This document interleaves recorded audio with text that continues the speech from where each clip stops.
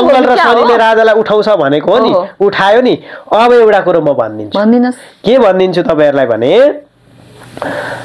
अब राजा ज्ञानेन्द्रले यदि मेरो कुरो मान्नुहुन्छ भने है, मान्नै पर्छ भन्ने त छैन हैन।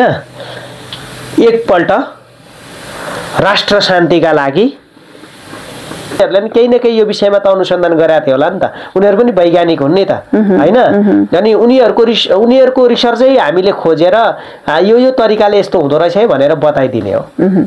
अब यो त कुराकानी भयो भूकम्पको, अब उसको कुरा अहिले अब तत्काल हुने भनेको डढेलो लाग्ने हो, के छ अवस्था? मैले भने 2082 साल भनेको सूर्य र चन्द्रमाको नेतृत्वको साल हो। धेरै पहिले भनेको थिएँ, मलाई कस्तो हावा भने है मैले अब बाढी पहिरो जाँदैछ भन्दाखेरि खुबै जानिस् तैले सी फ्यान छ भने खगेन्द्र पोखरेल त्यस्तो फ्यान हो क्या बालेनको? म त बालेनको त एकदम सपोर्टर मान्छे हो। जब हामी उहाँको चुनाव हुँदै गर्दा युवा पुस्ताको चाहिँ सपोर्टर हो, तर देशभक्ति युवाहरूको लागि मात्रै त्यस्तो है। तपाईले मिति नै तोक्नु भयो राजा आउने भन्ने कुरा आइरहेछ, भाइरल भिडियोहरु भइरहेछ। के हो? मिति तोकेको होइन, राजालाई राजगतिमा राख्ने साइतहरुको विषयमा चाहिँ रिसर्च गरेर बताइदिएको। मैले मिति तोकेको होइन। मिति तोकेको होइन? कसरी मैले मिति तोक्छु र म तोक्दिन नि। के कुनै कुरा गर्ने म साइतहरुबाट पनि एउटा राम्रो साइत होला नि त। अब त्यति मध्ये राख्नु पर्यो। अब त्यहाँ गुरु राजाको पनि ज्योतिषीहरू हुनुहुन्छ, गुरुहरू हुनुहुन्छ होला हैन। उहाँहरूले बुझ्ने कुरो मैले त लेखेर हाल्दिने कुरो, किनकि हामी हाम्रो कर्ममा विश्वास गर्नुपर्छ। मैले राजालाई राजगद्दीमा यसरी राख्नुपर्छ किनकि पहिले राजालाई राजगद्दीमा राख्दाखेरि गलत तरिकाले राखिएको छ, अब गलत तरिकाले नहोस् भन्ने तरिकाले मैले त्यो अगाडि बढाइदिएको। अब यो राजा ल्याउने अभियानमा जुट्नु भएका तमाम उहाँहरूले हेरेर राजा समक्ष यो पुर्याइदिएर, अनि उहाँको पनि ज्योतिषी होलान्, नेपालका टप 10 ज्योतिषीहरू बसेर हैन, विद्वान वर्गहरू बसेर सबै ग्रह गोचर मिलाएर अनि त्यो दरबारमा नराख्ने। अब राजालाई मैले पहिलेदेखि भनेको छु, प्रेत दोष भएको ठाउँ हो त्यो दरबारमा राख्न मिल्दैन। अर्को दरबार बनाएर त्यहाँनेर दिव्य रूपमा सिंहासन त्यही वास्तु चक्रहरू मिलाएर दिव्य रूपमा राख्नुपर्छ दरबार बनाएर। सुन्नु न, अब तपाईले भनेका मितिहरुमा एउटा मितिमा राख्दा भयो भन्ने कुरा भयो हैन, तर राजाका पनि ज्योतिषीहरू छन् होलान् भन्ने कुरा पनि भयो। तर पोखराबाट आउँदाखेरि नै मिस्टेक मितिमा भएछ भनेर अर्का चर्चित ज्योतिषी हरिहरले भन्नुभयो। उहाँले भन्नुभन्दा अगाडि नै अहिलेका चर्चित अनि भाइरल ज्योतिषी खगेन्द्र पोखरेल यति बेला हाम्रो साथमा हुनुहुन्छ। गुरुजी नमस्कार, स्वागत छ। जय महारुद्र। अब तपाईले गरेका भविष्यवाणीहरू ठ्याक्क मिलिरहेका छन् हैन। तपाईको व्यस्तता यति बढेको छ कि तपाईलाई भेट्न मान्छे बिहानदेखि बेलुकासम्म पानी नखाइ बस्नेसम्म मान्छे भेट्यो हामीले हैन। अब हामीले पनि टाइम लिन गाह्रो भयो तपाईलाई। यति चाहिँ तपाई चर्चाको शिखरमा पुग्नु भयो, तर आत्तिनु र मात्तिनु भएको छैन हैन। आत्तिने र मात्तिने थियो भने त हामी लक्ष्यमै पुग्दैनौँ नि त। फेरि लक्ष्यमा पुगिँदैन, लक्ष्यमा पुगिँदैन कहिले पनि। आत्तियो र मात्तियो भने चाहिँ लक्ष्यमा पुगिँदैन हैन त। अब भागत सक्नु भयो, सक्यो। 3 साल लाउँछु भन्नुहुन्थ्यो, 3 साल पुर्याइदिए, उद्देश्य पनि पुरा हुँदैछ भयो, तर गाह्रो पनि छ भन्नुहुन्छ। गाह्रो धेरै छ नि। जग्गा भेट्यो? जग्गा भेटिँदैछ, पहिलेको जस्तो अब छैन। अब दिने मान्छेहरू प्रशस्त निस्किनु भएको छ, हामी मिलाउँदैछौँ प्रक्रिया। अब लगभग आश्रमको 80% नजिक पुगिसकेको छौँ। 20% कागजपत्र मिलिसक्ने बित्तिकै हाम्रो आश्रम पनि हुन्छ। त्यहाँनेरि किरात गुरुकुल, हिन्दू गुरुकुल, बौद्ध गुरुकुल बिस्तारै बन्दै जान्छ। योग ध्यान साधना हुन्छ। मान्छेहरू डिप्रेसनमा भएका जति सबैजना त्यहाँ उपस्थित हुन्छन्, भगवानको दिव्य शिवजीको आनन्द लिन्छन्, सबै रोग निर्मूल हुन्छ एकदम। भोकालाई भोजन, प्यासीलाई पानी, रोगीलाई उपचार सहितको दिव्य आश्रम बन्दैछ नेपालमै पहिलोपल्ट हैन। हामी विदेशी आश्रम छ नि त यहाँ त नेपालमा, जम्मै इन्डिया। ओशो पनि भारतबाटै आउनुभयो। मैले उहाँहरूलाई भन्न नराम्रो भन्न खोजेको होइन, सद्गुरु पनि भारतबाटै आउनुभयो, इस्कन पनि इन्डियाबाट आयो। नेपालको आफ्नै पहिचानको महारुद्र आश्रम बन्दैछ। एकदम सुन्दा तपाईहरुलाई पनि खुसी लाग्यो होला। आफ्नोपनमा हामी रमाउनै पर्ने हुन्छ। र तपाईको महायज्ञ पछाडी तपाई बोल्नै भएको छैन किन? सबै पैसाले सबै पुगेको कि गुरुजीलाई? होइन, यहाँ अवस्था के आयो भने अवस्थाको विषयमा हामीले बोल्नु पर्छ। के भएको हो भने महायज्ञ सक्यो। महायज्ञ सकिसके पछाडि हामीले हाम्रो लक्ष्य थियो आश्रम बनाउने। आश्रम बनाउने लक्ष्यका साथ हामी हिँडिराख्दाखेरि हामीलाई जग्गाको विषयमा धेरै ठाउँ बोलाउनु भयो हेर्नलाई, र हामी त्यो जग्गाको लागि हिँड्यौँ कुद्यौँ हैन। अनि त्यस पछाडि हाम्रो अभियान अब ठुलो भएको छ। धेरै ठुल्ठुला मान्छेहरू हामीसँग जोडिनु भएको कारणले गर्दा अब हामीले बोल्ने हैन, अब कर्म गर्नुपर्छ भन्ने एउटा काम गरेर समाजलाई चाहिँ रूपान्तरण गरौँ भन्ने हामी सोचको साथ अगाडि बढेको भनेको। तर तपाईबाट भिडियो तपाईलाई हेर्न चाहनेहरु पनि धेरै हुनुहुन्छ नि। आउँछ नि हप्ता 15 दिन पहिलेको डेली आउँदैन। अब हामी कर्म गरौँ 15 दिन 1 महिना कम बोलौँ हैन। रिसर्चहरु त दिदै गर्नु पर्यो फेरि गुरुजी। दिन्छौँ हामी। त्यस्तो कुरा। अब तपाईले बालेन पनि आउनुहुन्छ भन्नुहुन्थ्यो। हाम्रो तपाईले पत्याउनु भएन त? कसले? बालेनले। के थाहा देख्नुभयो? फोटो सार्वजनिक नहुन नि सकेको हुन्छ नि। होइन त्यत्रो भाइरल मान्छे त्यत्रो चर्चित मान्छे अब आश्रममा लाने हो पछि उद्घाटनको बेला। तपाई त यस्तो फ्यान हो कि बालेनको? सायदै कोही ज्योतिषी फ्यान छ भने खगेन्द्र पोखरेल त्यस्तो फ्यान हो क्या बालेनको? म त बालेनको त एकदम सपोर्टर मान्छे हो। जब हामी उहाँको चुनाव हुँदै गर्दा युवा पुस्ताको चाहिँ सपोर्टर हो तर देशभक्ति युवाहरूको लागि मात्रै। त्यस्तो है। तपाईले मिति नै तोक्नु भयो राजा आउने भन्ने कुरा आइरहेछ भाइरल भिडियोहरु भइरहेछ के हो? मिति तोकेको होइन राजालाई राजगतिमा राख्ने साइतहरुको विषयमा चाहिँ रिसर्च गरेर बताइदिएको मैले मिति तोकेको होइन। मिति तोकेको होइन। कसरी मैले मिति तोक्छु र म तोक्दैन नि कि कुनै कुराको नि म साइतहरुबाट पनि एउटा राम्रो साइत होला नि त। अब त्यति मध्ये राख्नु पर्यो। अब त्यहाँ गुरु राजाको पनि ज्योतिषीहरू हुनुहुन्छ गुरुहरू हुनुहुन्छ होला होइन। उहाँहरूले बुझ्ने कुरो मैले त लेखेर हालिदिने कुरो किनकि हामी हाम्रो कर्ममा विश्वास गर्नुपर्छ। मैले राजालाई राजगद्दीमा यसरी राख्नुपर्छ किनकि पहिले राजालाई राजगद्दीमा राख्दाखेरि गलत तरिकाले राखिएको छ। अब गलत तरिकाले नहोस् भन्ने तरिकाले मैले त्यो अगाडि बढाइदिएको। अब यो राजा ल्याउने अभियानमा जुट्नुभएका तमाम उहाँहरूले हेरेर राजा समक्ष यो पुर्याइदिएर अनि उहाँको पनि ज्योतिषी होलान् नेपालका टप 10 ज्योतिषीहरू बसेर होइन विद्वान वर्गहरू बसेर सबै ग्रह गोचर मिलाएर अनि त्यो दरबारमा नराख्ने अब राजालाई मैले पहिलेदेखि भनेको छु। प्रेत दोष भएको ठाउँ हो त्यो दरबारमा राख्न मिल्दैन। अर्को दरबार बनाएर त्यहाँनेर दिव्य रूपमा सिंहासन त्यही वास्तु चक्रहरू मिलाएर दिव्य रूपमा राख्नुपर्छ दरबार बनाएर। सुन्नु न अब तपाईले भनेका मितिहरुमा एउटा मितिमा राख्दा भयो भन्ने कुरा भयो हैन।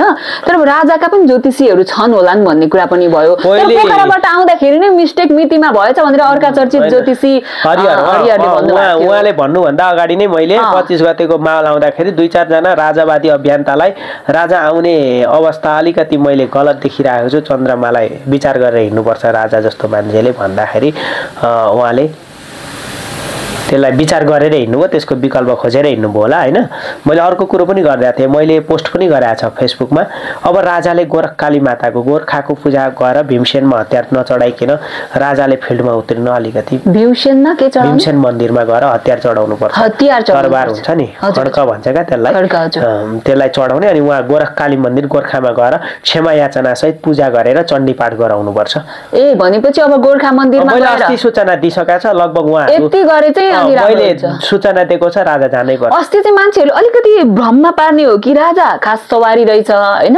त्यो सवारीलाई नि मान्छेहरु चाहिँ अब कब्जा नै गर्ने भन्ने हैन। यही हो नेपालमा नि चकतालमा धेरै कामहरु हुन्छन् कि यसरी हुँदैन। मनन चिन्तन गरेर विज्ञ मान्छेहरु बसेर डाक्टर म त भन्छु राजेन्द्र लिङ्गदेन दुर्गा परसाईहरु भन्दा हामी सबैले डाक्टर जगमान गुरुङलाई अगाडि बढाएर चाहिँ उहाँ जतिको व्यक्तित्वलाई चाहिँ गुरु थापेर हामी सबैको गुरु बनाएर हैन जसरी गोरखनाथले पृथ्वीनारायण शाहलाई एउटा दिनुभएको उहाँलाई त सम्पूर्ण इतिहास थाहा छ नि त त्यस्तो व्यक्तित्व हुनुहुन्छ नि त। अनि त्यो भयो हैन राजाहरुको मात्रै हैन राष्ट्रको गुरु हो डाक्टर जगमान गुरुङ। उहाँ जतिको व्यक्तित्वलाई राजाले लिएर हिँड्नुपर्छ। अब उहाँको फलादेशमा उहाँको सल्लाह अनुसार उहाँलाई चाहिँ लिएर हिँड्नुपर्छ मेरो कुरो हो। भोलि देशको प्रधानमन्त्री बनाउने विषयमा अब बोल्ने मान्छेलाई देशको प्रधानमन्त्री हैन काम गर्ने मान्छेलाई देशको प्रधानमन्त्री राजा ज्ञानेन्द्रले बनाउनु पर्छ।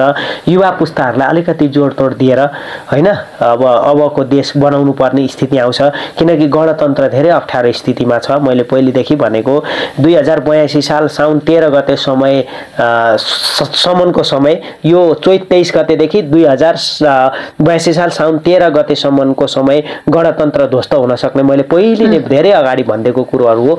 यी समय एकदमै भयावह स्थिति आउने हो। रात दरबारमा राजा पस्ने समय हो हैन। राजा दरबारमा हाल्नुभन्दा अगाडि सबै कुराहरूलाई रिसर्च मनन चिन्तन गरेर मात्र राजालाई त्यहाँ भित्र प्रवेश गराउँ हैन यो हो। र अब राजाले पनि के मनन चिन्तन गर्नुपर्छ यहाँले त पहिले नै भन्नुभएको राजालाई टाउको हल्लाएर भयो नि तपाईले त्यो भिडियो हामीसँग अहिले पनि सुरक्षित छ। अब उठ्नु पर्यो भनेको नि मैले मंगल र शनिले राजालाई उठाउँछ भनेको हो नि उठायो नि। अब एउटा कुरो म भनिदिन्छु के भनिदिन्छु तपाईहरुलाई भने अब राजा ज्ञानेन्द्रले यदि मेरो कुरो मान्नुहुन्छ भने है मान्नै पर्छ भन्ने त छैन हैन। एकपल्ट राष्ट्र शान्तिका लागि केही यज्ञ यज्ञादि सुरु गरेर अलिकति पूजापाठमा ध्यान दिएर र त्रिपुण्ड हुन्छ नि यहाँ लगाउनु। हाम्रो नेपालको राजाले त्रिपुण्ड लाउनु पर्छ। त्रिपुण्ड लगाउने, ठुल्ठुला होटल रिसोर्टमा गएर केक काट्ने होइन, महँगा महँगा रक्सी होइन, मदिरा मांस होइन। अब नेपालको राजा सात्विक हुनु पर्यो। हामी भगवान भनेर पुज्छौँ भने उहाँले पनि अलिकति खानपिनलाई सुधार्नुपर्छ। उहाँको परिवारले नि अब हृदेन्द्रलाई चाहिँ एकदम सात्विक बनाऊ। अब अमेरिकामा हुनुहुन्छ कि कहाँ हुनुहुन्छ त्यो अहिले नखोलौँ बाहिर होइन, त्यो आफ्नै ठाउँमा छ। तर धेरै विचार गरेर मात्र अब सात्विक भएर अब राजगद्दीमा राजालाई राख्नुपर्छ। जब राजा ज्ञानेन्द्र बोले त्यसपछि चाहिँ यहाँले हेर्नुभयो होला केपी ओलीको प्रतिक्रिया प्रधानमन्त्रीज्यू। म अहिले उहाँ केपी ओली, प्रधानमन्त्री प्रचण्डजी, प्रधानमन्त्री केपी ओलीजी होइन, यहाँ त यो देशलाई त 3 जना प्रधानमन्त्री एकैचोटि पाउँछ कि जस्तो छ। अब 3 वटा प्रधानमन्त्री क्या कुनै देशमा नभएको अवस्था आउला कि जस्तो छ। उहाँहरू अब 3 जनालाई कुर्सीको मुहाले कहिले छोडेन, एकैचोटि 3 जना प्रधानमन्त्री हुने हो कि भन्ने डर मलाई लाग्दैछ। तर अब उहाँहरू पनि मिलिसक्नु भएको छ। भित्री रूपमा हामीले गलत गरेको हो भनेर अब सच्चिनु स्थिति नै भएन। अब उहाँहरू केही न केही मार्ग निर्देशनमा चल्नुहुन्छ, किनभने उहाँहरूलाई पनि गुरुको खाँचो थियो। मैले केपी ओलीलाई पनि गुरु बनाउनुहोस्, तपाईँ प्रचण्डलाई पनि गुरु बनाएर अगाडि बढ्नुहोस्। यो गुरु नभइकन तपाईँहरू अगाडि बढ्न सक्नुहुन्न, मैले धेरै अगाडि भनेको।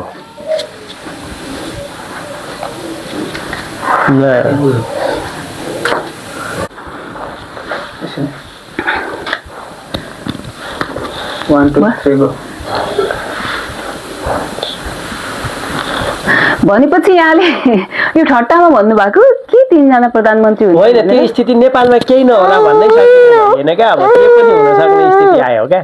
यो अवस्था आएपछि अब भन्नु पर्यो नि, हामीले चाहिँ नेपाली जनतालाई सजग बनाउनु पर्छ अब होइन। नेपाली जनतालाई सुरक्षित अब हाम्रो देशले प्रधानमन्त्रीहरूले राख्नु भएन भने हामीले राख्ने गुरुको काम के हो त? सजग राख्ने सब। हजुर पक्कै पनि हो त्यो कुरा चाहिँ यस्तो आयो होइन। भनेपछि केपी ओली र मलाई नेताको प्लिज भोलि अप्ठ्यारो पर्छ यार, धेरै अप्ठ्यारो, नामै नलिम, छोड अरू नै कुरो गर्नु। ओके, अब देशको अवस्था, देशमा आउने दुर्घटना, महँगी पनि बढ्छन् यहाँले भन्नुभएको छ होइन। यो भन्दा कति बढ्नु? यहाँले भनेका कुराहरू सबै ठ्याकठ्याकी पुगिरहेका छन्।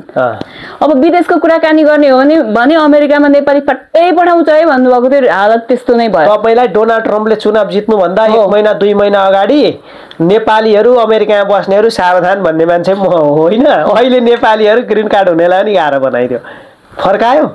ग्रिन कार्ड हुनेलाई त फर्काएको छैन, फर्काउने स्थिति आइसक्यो। यहाँ भन्दैछ, आउँदैछ न्युज। अनि कस्तो कुरो गर्नुहुन्छ? यहाँ त धेरै अप्ठ्यारो स्थिति छ। त्यही भएर विदेशमा छु भनेर नाक ठुलो पार्नु व्यर्थ हो। कमाएको पैसा छ भने त्यहाँ गाडी साडी किन्नुभन्दा नेपालमा जग्गा किन्नु, धेरै जग्गा किनेर राख्नु, त्यहाँ पछि कृषि गर्न काम दिन्छ। नेपाल कृषि क्रान्तिमा जाँदैछ, पछि देशकै खाउँ देशकै लाउँ भन्ने मान अभियानमा पनि छौँ हामी। अब तपाईँहरू अमेरिका, अस्ट्रेलिया, क्यानाडा, थाइल्यान्ड कुन कुन देश बस्नुहुन्छ, ट्याक्क पैसा टन्न कमाउनु, नेपालमा आउनु, लगानी गर्नु, फस्नुहुन्न। यति मेरो ग्यारेन्टी कुरो होला। 2032 देखि उता नेपाल भयङ्करै राम्रो देश भन्छ, चिन्तै नलिनु। यहाँले भनेको कुरा मैले के सम्झिरहेको छु भन्दाखेरि यहाँले भन्नुभएको थियो कि अबाट उठेका देशहरू हेर्नुहोस् है हेर्नुहोस् भन्नुभएको थियो, ठ्याक्कै भयो होइन। भनेका कुराहरू ट्याक पुगिरहेका छन्। अब यो त सबैलाई थाहा भएकै कुरा हो। 2-4 जनाले नकारात्मक कमेन्ट गर्नु यो सामान्य, मलाई केही छैन, जम्मैले गरे पनि केही छैन। हामी गन्तव्यको शिखरमा पुग्ने मान्छे हो। गाली खाइन्छ भने खाइन्छ, आपत्तिको कुरै होइन नि त होइन। मैले भनिन ज्ञाने चोर देश छोड भन्नेहरूले अहिले राजा आऊ देश बचाऊ भन्दैछन् भनेपछि कुनै दिन चोर भनेकाहरू पनि आज ती मान्छे खोज्दैछन् भने भोलि हामीलाई पनि फटा चोर डाका भन्नेहरूले भोलि केही न केही बुझेर मात्रै हामीलाई पनि सम्मान गर्छ। त्यो एकजना ज्योतिषीले अस्ति भर्खर एउटा पत्रकार सम्मेलनमा भन्नुभएको थियो, अलि उमेरले तपाईँहरू भन्दा त धेरै फरक एजेड हुनुहुन्छ होइन। ज्योतिषी र नेताहरू उस्तै हुन्, तर यो विज्ञान हो होइन, मान्छेले त्यस्तै रूपले हेरिदिन्छ ज्योतिषीहरूलाई पनि भन्ने कुरा गर्नुभएको थियो। मैले भनिन विश्वको सबैभन्दा खतरनाक विज्ञान हो हाम्रो ज्योतिष विज्ञान। तर अब यो यस्तै भयो, नबोली हुँदैन, बोल्दाखेरि नराम्रो देखिदिन्छ नि, त्यही भएको है। बोल्नु पनि पर्यो, बोल्दाखेरि नराम्रो हुन्छ। अब नेपालमा चाहिँ भूकम्पको कुराकानी गरौँ न गुरुजी। अब मैले भूकम्पको विषयमा लेखेको छु होइन, लगभग 3 पेज जति लेखेको छु। अब त्यो विषय चाहिँ प्राचीन ऋषि महर्षिहरूले भूकम्पलाई कसरी चाहिँ रिसर्च गर्थे भन्ने विषय मैले खोजी निन्दा गरेँ, एकदमै गहिरो रिसर्च गरेर अब म केही दिन पछाडि एकदम दिन्छु नि त्यो मैले लेखेर रेडी बनाऊ। अझै छन्, अझै 2-3 पेज लेख्न बाँकी छ, त्यो विषयमा म आउँछु। तर सतर्कता भने अपनाउनै पर्ने स्थिति छ।